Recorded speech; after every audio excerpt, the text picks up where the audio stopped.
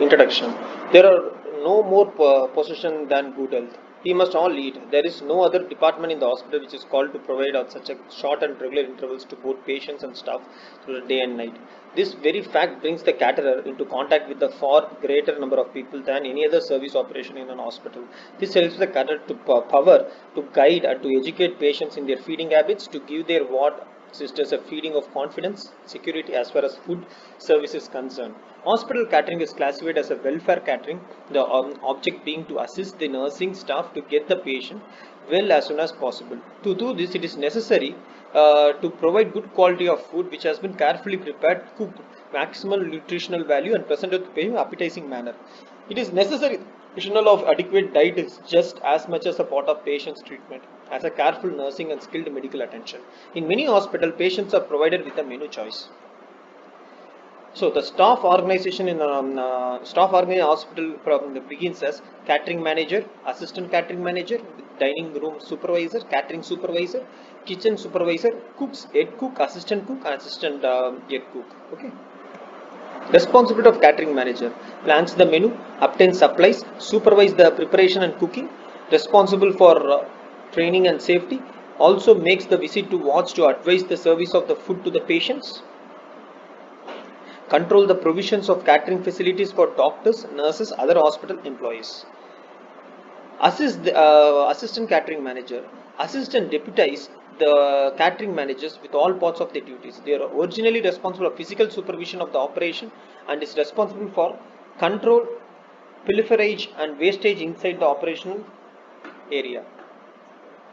Kitchen superintendents. They are responsible to catering managers or the assistant catering manager for running of one or more hospital kitchens. Yet cook is responsible for kitchen under the control of kitchen superintendent or the catering manager.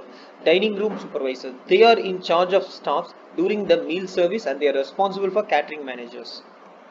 Dietitians. In many hospitals, a qualified dietitian is responsible for collaborating with the catering manager in the planning of the meal, drawing up and supervising special diets, instructing diet cooks on the preparation of special diets, advising catering manager and assisting on the training of cooks with regarding of nutritional aspects, advising the patients.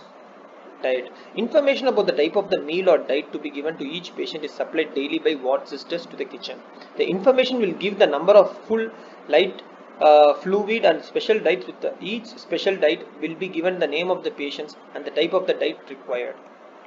When a person is admitted to the hospital, an inpatient, and as an inpatient, the following are identified and recorded within a day as a part of the medical and nursing assessment: eating, drinking, likes and dislikes, food allergies, need for therapeutic diet, cultural, ethnic, religious requirement, social, environmental, meal type requirement, physical difficulties with eating and drinking, need for equipment to help with the eating and drinking.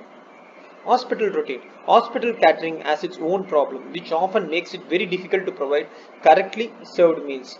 Wards are sometimes spread over wide area, and in larger hospital where there are long distance for food to travel, provision of effective silent trolley is essential to keep the food hot. Routine of the hospital is strictly timed and meals have to be fit in with the duties of the nursing staff.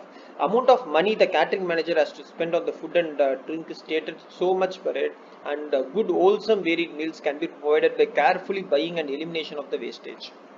Planning should be efficiently, hygienic, modern flow protection of people to be catered for, what type of service to be provided for the staff and the patients, extent of the choice, type and size of equipment to be installed. Hygiene. Importance of hygiene in an hospital kitchen cannot be overemphasized. We are all susceptible to bacterial infection, but a sick person with a lowered resistance is doubly so. All the walls and ceilings should be painted every 2 years, washed down every 6 months. Floor cleaning in the kitchen must be a routine job. Equipment and the personal hygiene should be stressed. Hospital catering services are essential part of the patient care. Good quality and nutritious meals play a vital part in patients' rehabilitation, recovery, limit unnecessary use of nutritional supplements. Hospital catering services should be effective and flexible enough to provide good choice of nutrition meals that can accommodate patients' specific dietary requirements and preferences. Effective hospital catering services rely on the sound planning, coordination of a range of processes involving menu planning, procurement, food wastage, distribution of meals, wards, and patients. Many staff groups are involved in meeting and nutritional needs of the patient. In addition to the catering service staff who procure and prepare the food, nursing and medical staff play vital roles in assessing, monitoring the nutritional status of the patients. Dietitians need to be involved in menu planning and in providing expert guidance and treatment for patients with dietary nutritional problems. Speech language therapists also have an important role in assessing, monitoring patients with swallowing difficulties and the associated complications. Effective coordination and communication they need in the hospital are also taken care of.